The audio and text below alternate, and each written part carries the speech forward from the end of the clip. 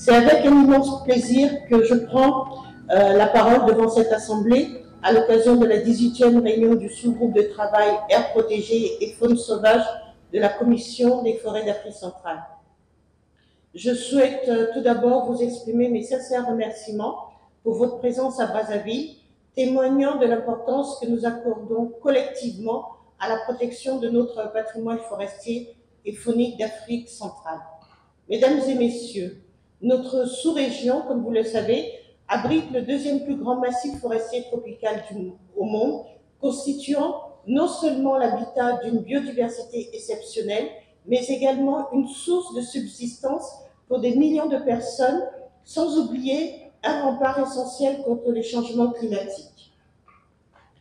La Convention sur le commerce international des espèces de faune et de flore sauvages menacées d'extinction, CITES, à laquelle tous nos États sont partis, représente l'un des instruments internationaux majeurs pour assurer que notre patrimoine naturel ne s'épuise pas sous la pression du commerce international. Nous nous réunissons aujourd'hui alors que se profile à l'horizon la 20e conférence des parties à la CITES prévue en novembre 2025 à Samarkand en Ouzbékistan.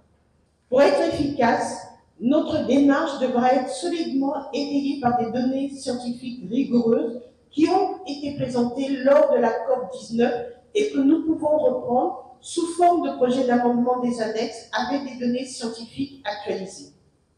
La COMIFAC, avec l'appui précieux de ses partenaires techniques dont l'APIBT et Trafic, pourrait jouer un rôle déterminant dans cette initiative et je tiens à les remercier pour leur soutien constant.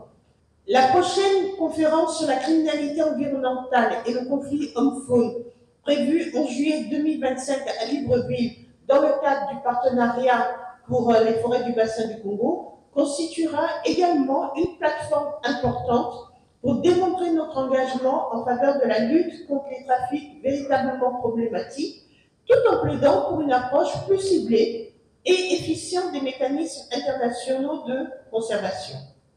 Je souhaite réaffirmer que notre démarche vise à renforcer et non à affaiblir l'efficacité de la CITES.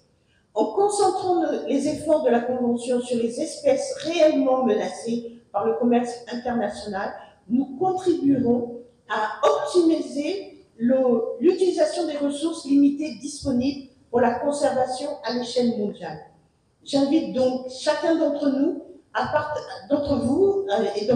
participer activement aux travaux qui s'ouvrent aujourd'hui avec pour ambition commune de développer une position sous-régionale cohérente, scientifiquement fondée et stratégiquement pertinente en vue de la COP20 de la CITES.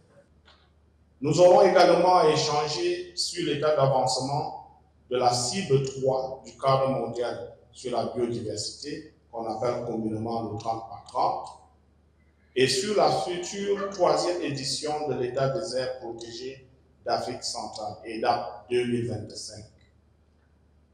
À partager également les résultats de Swim Legal Hub, ses outils de diagnostic, ses réussites dans les réformes juridiques et ses contributions concrètes aux engagements internationaux comme la CITES et la CDD.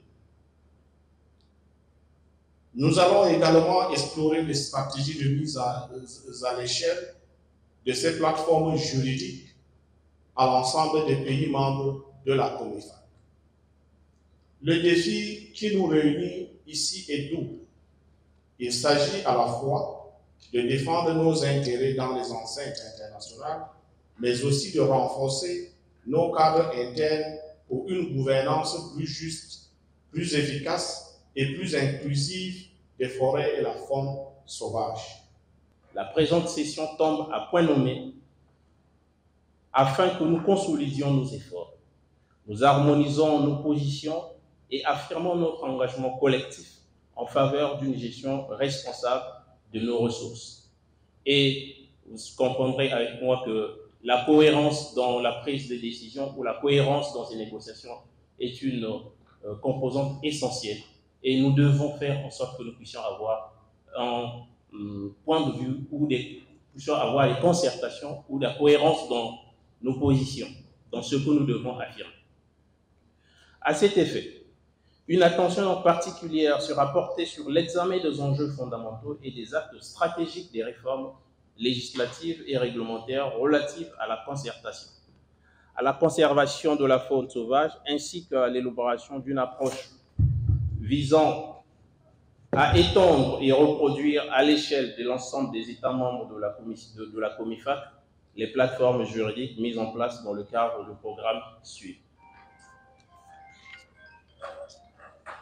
À cet effet, nos travaux devront s'atteler à l'examen approfondi des réponses législatives et réglementaires afférentes à la préservation de la faune sauvage en vue d'adopter les mécanismes innovants et de l'extension des dispositifs juridiques structurants mis en place dans le cadre du programme suivant. L'objectif visé ici est de doter nos États de cadres normatifs efficients, en mesure de répondre aux exigences contemporaines de conservation et d'adaptation et d'exploitation durable de nos ressources naturelles. Dans un contexte marqué par des défis majeurs, la présente session se doit d'être un espace propice à l'élaboration des stratégies pertinentes, à même de concilier impératifs de conservation et exigences de développement durable. C'est dans cet esprit que je convie chaque participant à une participation active et constructive aux échanges qui vont se dérouler ici. Je suis convaincu que toute l'expertise réunie ici va contribuer aux échanges, à faire en sorte que nos échanges soient constructifs, animés par une volonté commune de protéger nos écosystèmes tout en assurant un développement économique équilibré. Je vous remercie d'avance pour votre présence et votre engagement. Que cette réunion soit une source de progrès et de solutions innovantes pour un avenir durable.